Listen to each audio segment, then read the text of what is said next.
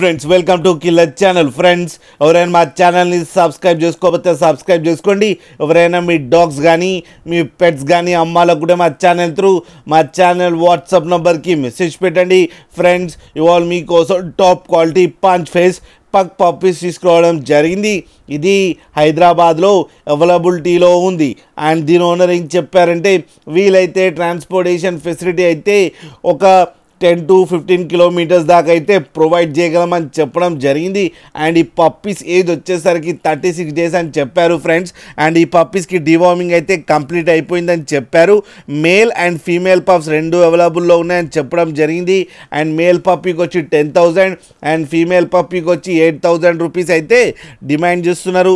And రేట్లో స్లైట్గా negotiable ఉందని కూడా చెప్పడం జరిగింది.